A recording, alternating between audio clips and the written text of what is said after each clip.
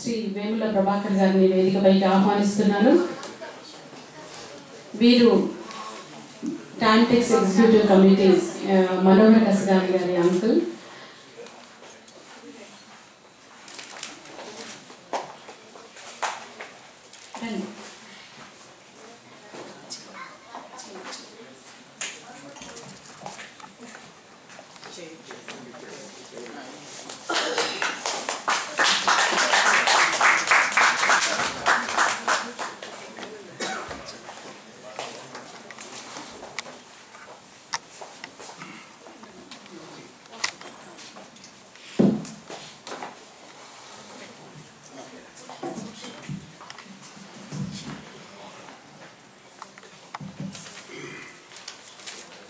సభకు నమస్కారం. నా పేరు వేముల ప్రభాకర్. నేను అనుకోని అతిథిలా వచ్చాను. మా అల్లుడు గారు కసగాని మనోహర్, మా అమ్మాయి సుస్మిత, ఇలా నెల వెన్నెల వేదిక ఉంది రమ్మంటే వచ్చాను నేను. మరి ఉత్తర టెక్సాస్ తెలుగు సంఘం వారికి నెల వెన్నెల కార్యక్రమం నిర్వహిస్తున్న మీ అందరికీ నేను కృతజ్ఞుని. ఇంత దూరం 7 సముద్రాల ఆవల మరి ఒకటి చక్కటి తెలుగు వాతావరణం ఇక్కడ ఉండడం చాలా ఆనందంగా ఉంది.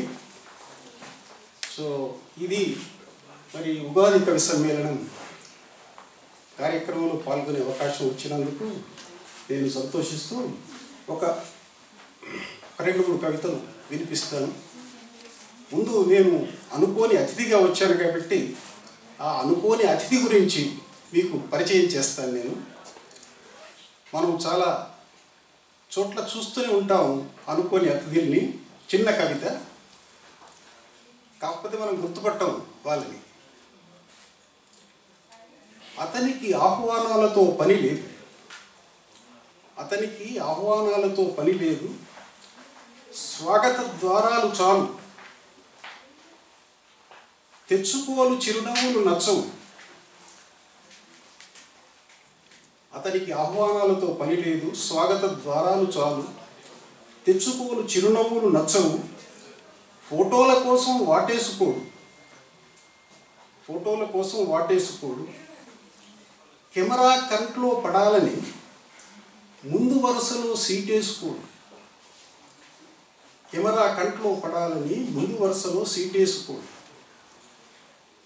పెళ్ళి ఎంత ఆలస్యమైనా ఉంటాడు, సహృదయంతో ఆశీర్వదిస్తాడు, సంతోషంగా భోంచేసి వెళ్తాడు. బంధుమిత్రుల జాబితాలో లేడు, వధూవరుల్లో ఎవరివాడో తెలియదు.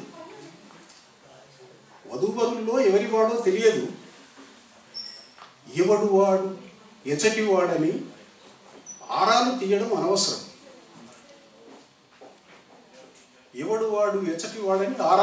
అనవసరం. అతను రోడ్డున పడ్డ జోగి, పూటగడవని నిరుద్యోగి, చతికిలబడ్డ సంసారి, తన విషాదాల కవనాన్ని కప్పిపెట్టి ఇతరుల ఆనందాల షాయిరీ వినేవాడు. ఫోన్ చేసినా ఎత్తని వాళ్ళు, నమస్తే అన్నా వినిపించుకోని వాళ్ళు, వచ్చిన విఐపీలా కనబడిపోయేవాళ్ళు, తిని తప్పులు తీసేవాళ్ళు, అలిగి తలనొప్పులు తెచ్చేవాళ్ళు. ఎందరో మహానుభావుల కన్నా నేనే కదా అనుకోని అతిథి.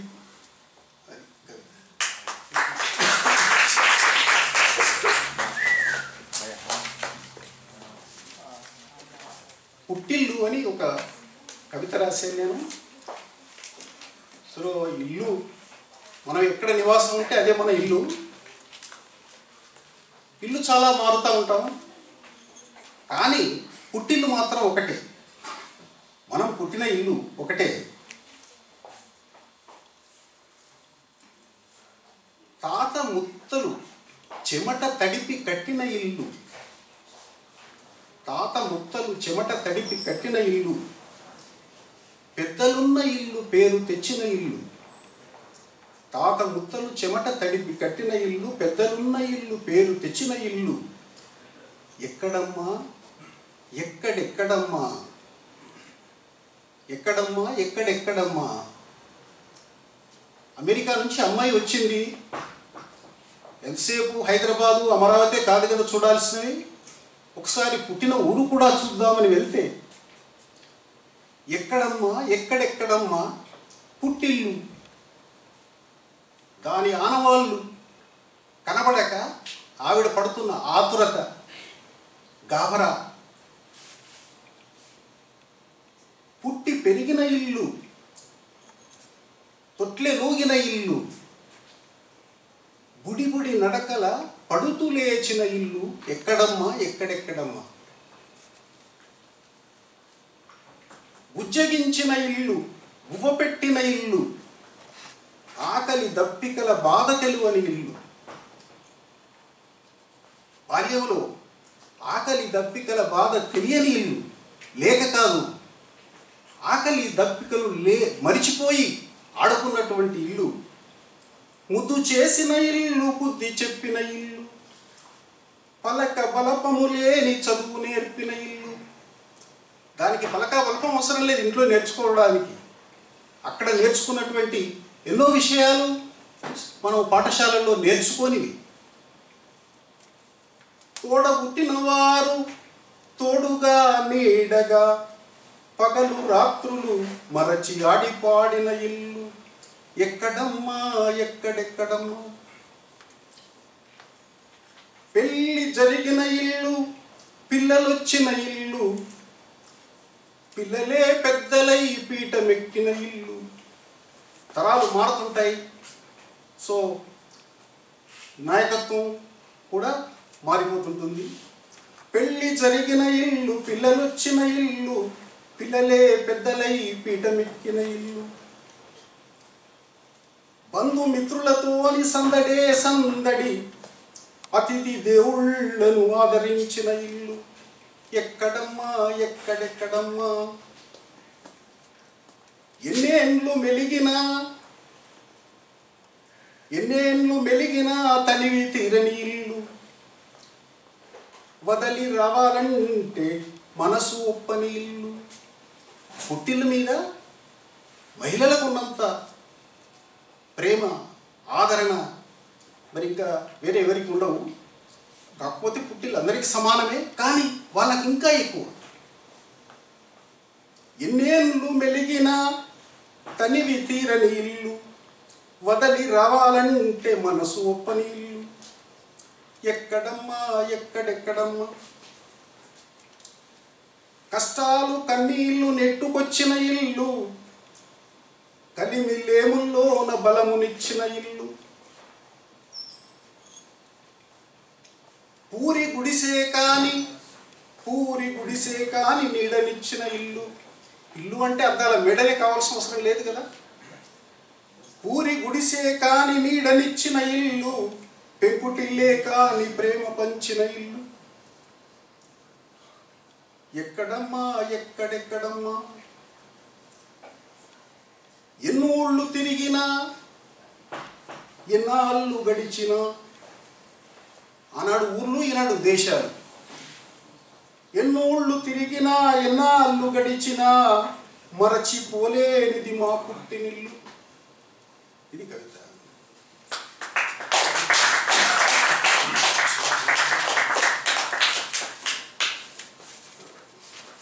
నాకు తెలియదు ఇక్కడ సమయం ఎంత ఉందో. ఓకే. పాప పుట్టగానే మనం జన్మపత్రిక రాయిస్తుంటాం జనరల్గా. ఆ పుట్టిన సమయాన్ని బట్టి, వేరేను బట్టి రాస్తుంటారు. మరి ఒక కవి జన్మపత్రిక రాయమంటే ఏం రాస్తారు? కవిత పేరు జన్మపత్రిక. మొక్క నాటగానే సరిపోదు, మొక్క నాటగానే సరిపోదు, మంచిని నీళ్లుగా పోసి మానవత్వం ఎరువుగా వేసి స్వేచ్ఛ నిగనిగలతో పెంచితే,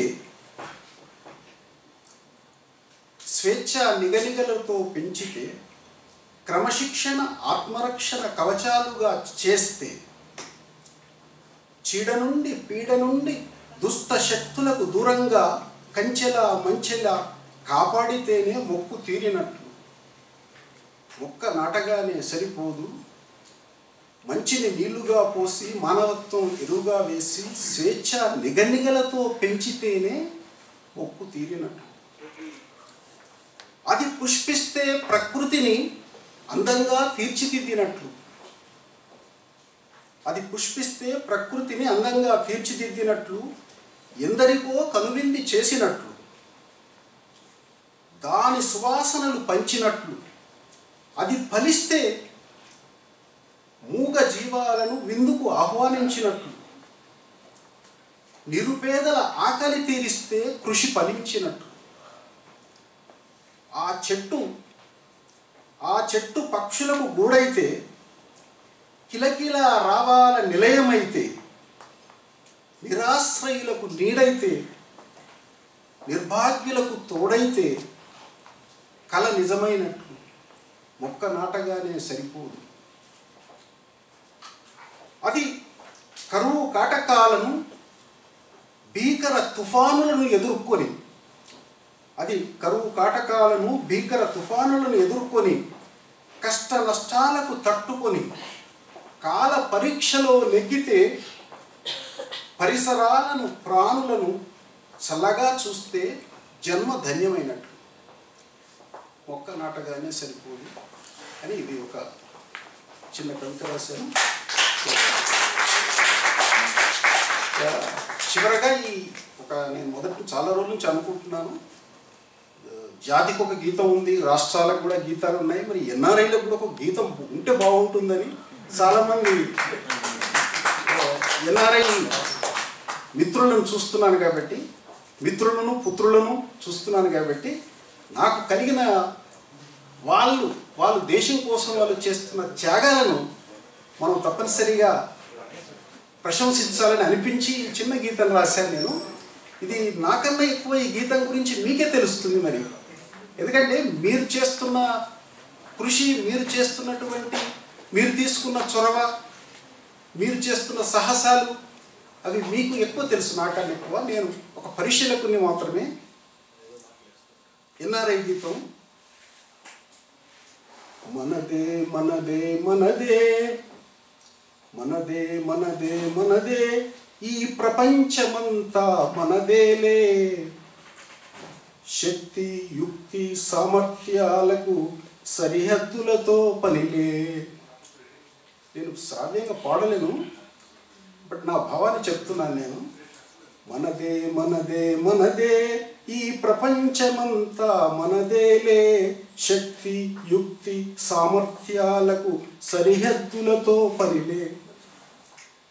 గడప దాటితే ఒంటరి వెట్ల, గడప దాటితే ఒంటరి వెట్ల, బాటసారులే బంధుమిత్రులు.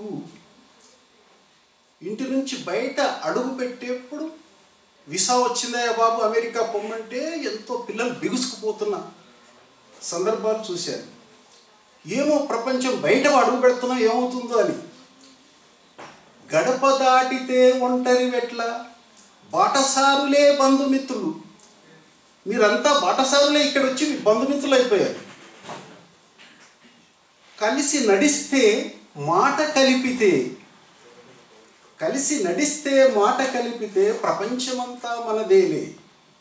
మనదే మనదే మనదే ఈ ప్రపంచమంతా మనదేలే. అంతులేనిది జ్ఞాన సముద్రం, అంతులేనిది జ్ఞాన సముద్రం, ఎంత ఈదినా తీరని దాహం. విశాల విశ్వమే విద్యాలయము, విశాల విశ్వమే విద్యాలయము, జీవితమంతా విద్యార్థులమే. ఒక టెక్నాలజీ అయిపోతే ఇంకో టెక్నాలజీ నేర్చుకోవాల్సిందే, లేకపోతే ఇక్కడ మళ్ళీ ఎక్కడ ఉండే అవకాశాలు ఉండవు. విశాల విశ్వవిద్యాలయము జీవితమంతా విద్యార్థులది. కష్టపడి పనిచేసే వారిని కాదను వారు లేరులే, విశ్వాసంతో ముందుకు వెళితే అపజయమన్నది లేదులే. మనదే మనదే మనదే ఈ ప్రపంచమంతా మనదేలే. కన్నవారికి పుట్టినూరికి తల్లి భాషకు మాతృభూమికి తరతరాల చరిత్ర సంస్కృతికి ప్రతిరూపాలం ప్రతినిధులం. Your all representatives of Telugu culture, Indian culture. మన భాష, మన ఊరు, మన ప్రాంతం అన్నిటికీ మీరే ప్రతినిధులు. ఇక్కడ కన్నవారికి పుట్టినూరికి తల్లి భాషకు మాతృభూమికి తరతరాల చరిత్ర సంస్కృతికి ప్రతిరూపాలం ప్రతినిధులం. మతాలు జాతులు ఎన్ని ఉన్నా మానవులంతా ఒక్కటే. విశాల హృదయం మనకే ఉంటే ప్రపంచమంతా మనదేలే. నమస్కారం.